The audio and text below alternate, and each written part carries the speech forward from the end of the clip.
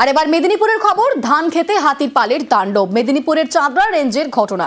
কংসাবতী পেরিয়ে লোকালয়ে 10টি হাতির দল। যে ছবি দেখতে পাচ্ছেন, ধান খেতে হাতির পালের তাণ্ডব।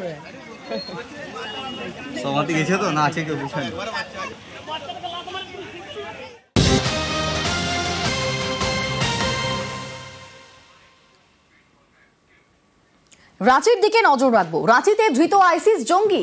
রাঁচির ইসলামনগরে পুলিশের জালে জঙ্গি পাকড়াও শীর্ষ আইসিস জঙ্গি আশের दानिश। हमारे संगे रहे प्रतिनिधि ओम प्रकाश जी, क्या खबर सामने आ रही है? ये जो आशेर दानिश है, इसका बैकग्राउंड के बारे में क्या जानकारी मिल रही है? जी बता दें कि अशर दानिश को लेकर अहम जानकारियां जो है वो दिल्ली स्पेशल सेल को लगी थी और उसके खिलाफ जो एफआईआर है वो दिल्ली में लॉन्च हुई थी।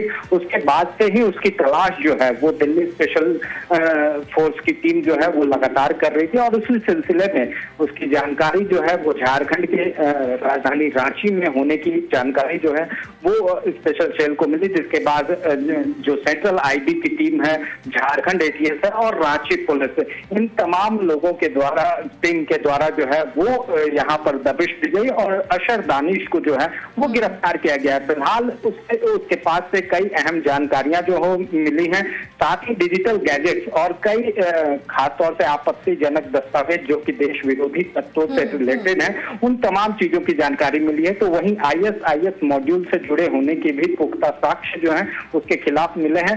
अब फिलहाल उससे पूछताछ की जा रही है, उसे ट्रांजिट रिमांड पर दिल्ली ले जाया जा सकता है और इसे लेकर उसे कोर्ट में भी पेश किया जाएगा। तो फिलहाल अगर कहा जाए तो इस वक्त जो पूछताछ का सिलसिला है वो जारी है। दानिश जो देश विरोधी गतिविधियों में शामिल था और उससे रिलेटेड जो जानकारियां हैं वो पहले से ही दिल्ली स्पेशल सेल के पास मौजूद थी। डार्क वेब के जरिए वो आतंकी संगठनों से जुड़ा हुआ था, बाहरी देशों के संपर्क में था और कहीं न कहीं देश में एकता और अखंडता को नुकसान पहुंचाने को लेकर वो कार्य कर रहा था और इसे लेकर ही जो उसकी गिरफ्तारी है वो कहा जा सकता है। वहीं अब पूछताछ में उसके अन्य नेक्सस के बारे में जानकारी मिलने की संभावना है। शुक्रिया।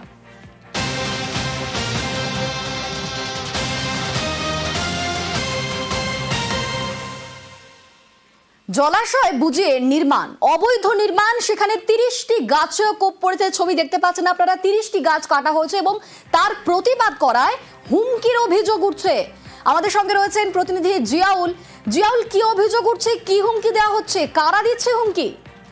দেখো, দত্তপুকুর 2 নম্বর গ্রাম পঞ্চায়েত 256 নম্বর পাড় এলাকায় সেখানে জলাশয় বুঝিয়ে সেখানে কংক্রিটের জঙ্গল নির্মাণ করা হচ্ছে এবং প্রায় 30টির বেশি গাছ সেখানে কাটা হয়েছে এবং এলাকার মানুষ যারা প্রতিবাদ করেছেন এবং এই নিয়ে যে গন্ডগোল হয়েছে ফলে প্রতিবাদ করায় তাদেরকে যারা এই ঘনিষ্ঠ শাসক দল ঘনিষ্ঠ ব্যবসায়ী তারাই কিন্তু এলাকায় জলাশয় ভরাট করে এবং গাছ কাটা হচ্ছিল এবং তারাই কিন্তু হুমকি দিচ্ছেন, প্রাণনাশের হুমকি দিচ্ছেন। কেন থানায় অভিযোগ দায়ের করা হয়েছে, কেন বিডিওর কাছে অভিযোগ দায়ের করা হয়েছে, এরকম একাধিক অভিযোগ তোলার জন্য কিন্তু হুমকি দেওয়া হচ্ছে। কিন্তু এলাকার মানুষের দাবি একমাত্র জলাশয়, সেই জলাশয় রাতে অন্ধকারে অবৈধভাবে ভরাট করা হচ্ছে। প্রশাসনকে জানিয়েছে, প্রশাসন পরবর্তীকালে বন্ধ করে দিলেও পরবর্তীকালে দেখা যায় সেই প্রশাসনই আবার অনুমতি দিয়েছে, এমনটাই অভিযুক্তদের অভিযোগ। ফলে এ নিয়ে একটা চাঞ্চল্য সৃষ্টি হয়েছে 256 নম্বর বুথে দত্তপুকুর এলাকায়। অনিন্দিতা।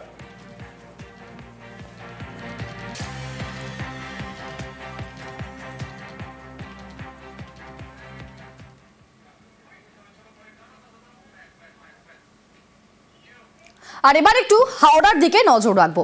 নয়াঞ্জলি বুঝিয়ে বেআইনি নির্মাণ। নিউজ 18 বাংলা আমরা সেই খবর দেখিয়েছিলাম এবং সেই খবরের জেরেই তৎপর বিধায়ক।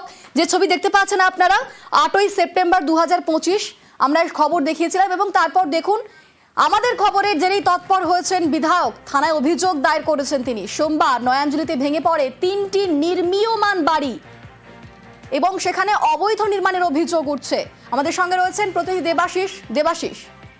দেখো, মূলত এই খবর আমরা যখন দেখাই তারপরেই কিন্তু তৎপর হয় প্রশাসন। পুলিশ সেখানে পৌঁছেছিল, কিন্তু কোনো লিখিত অভিযোগ না থাকায় পুলিশ কোনো রকম ব্যবস্থা নিতে পারছিল না। এরপরে এই খবর পৌঁছায় জগৎবল্লভপুরের যে বিধায়ক সীতানাথ ঘোষ, তিনি আমাদের খবর সম্প্রচারের বিষয়ে খবরটি দেখে এবং তারপরে তিনি সরাসরি থানায় গিয়ে নিজের প্যাডে লিখিত একটি অভিযোগ দায়ের করা হয় যে এই পুরো বিষয়টি কিন্তু বেআইনি, ফলে কড়া ব্যবস্থা নিতে হবে যারা এই ধরনের কাজ করছে। এর পাশাপাশি তিনি বিএলআরও দপ্তর সেখানেও কিন্তু একটি লিখিত আবেদন জানিয়েছেন এই জমি কার তার সেই বিষয়ে জানাতে এবং বিল্ডিং গুলি আছে সেগুলিকে ভেঙে ফেলার জন্য।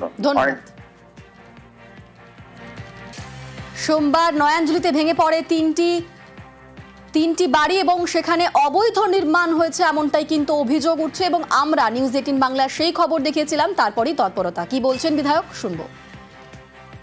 একটা খবর পাই যে নোনাকুন্ডিতে একটা বিল্ডিং ভেঙে পড়েছে। আমি সঙ্গে সঙ্গে আইসি ডোমজুরকে বলি যে আপনি এর ব্যাপারটা দেখুন, কোনো মানুষ ওর মধ্যে ছিল কিনা, বাড়িটার মালিককে বেআইনি নাকি এটা আইনিভাবে হয়েছিল। আইসিকে জিজ্ঞেস করলাম যে আপনি তদন্ত করুন, বললেন হ্যাঁ স্যার আমি গেছিলাম, বাড়িটা পড়েছে এটা সত্যি। আমি অনেক মানুষও আমাকে কমপ্লেন করেছি, কিন্তু মানুষ লিখিতভাবে আমাকে কেউ কমপ্লেন না করতে দেওয়ার জন্য আমি কোনো কারণে আমি এফআইআর করতে পারছি না। তখন আমি বললাম ঠিক আছে, আমি লিখিত কমপ্লেন দিচ্ছি আপনাকে, এবং আমি যে আপনাদের যে চ্যানেলে যে খবরটা বেরিয়েছে সেটাও আমি ওনাকে ভিডিও করে পাঠাই। তা উনি বললেন ঠিক আছে আমি তদন্ত করে দেখছি এবং তদন্ত করে আইনানুগ নিশ্চিতভাবেই আমি ব্যবস্থা নেব। বেআইনি নির্মাণ যেখানে হবে নিশ্চিতভাবেই আমি বাধা দেব। আরামবাগে বস্তি উচ্ছেদ ঘিরে দ্বন্দ্ব, পুরসভার বর্তমান চেয়ারম্যানের সঙ্গে প্রাক্তনের দ্বন্দ্ব। পুরসভার নির্দেশে 6 নম্বর ওয়ার্ডে উচ্ছেদ পুনর্বাসন না করে উচ্ছেদের প্রতিবাদে স্থানীয়রা।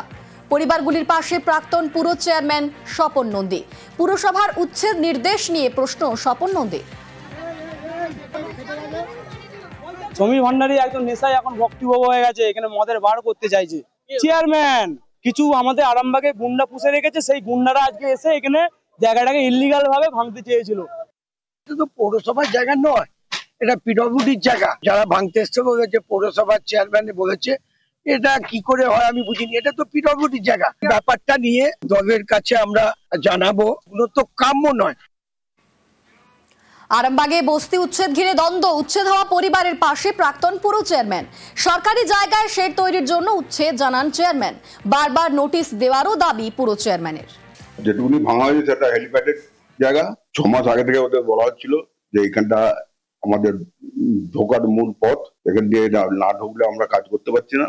সেই হিসেবে আমরা পাঠিয়েছিলাম, কিছু লোক বাধা দেয়, আমি ফিরে আসতে বলি। পৌরসভার উন্নয়নের স্বার্থে ওটা মানে আমার ওটা করতেই হবে।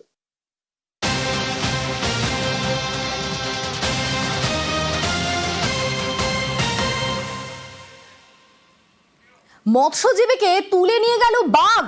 সুন্দরবনে নদীতে মাছ ধরতে গিয়ে বিপত্তি। মাছ ধরতে রওনা দিয়েছিলেন 3 জন মৎস্যজীবী, হঠাৎই মৎস্যজীবীদের নৌকায় ঝাঁপ বাঘের। মৎস্যজীবীকে তুলে জঙ্গলে নিয়ে যায় বাঘ। 2 মৎস্যজীবী ফিরে এলেও নিখোঁজ 1। তল্লাশিতে সুন্দরবন কোস্টাল থানা ও বন দফতর।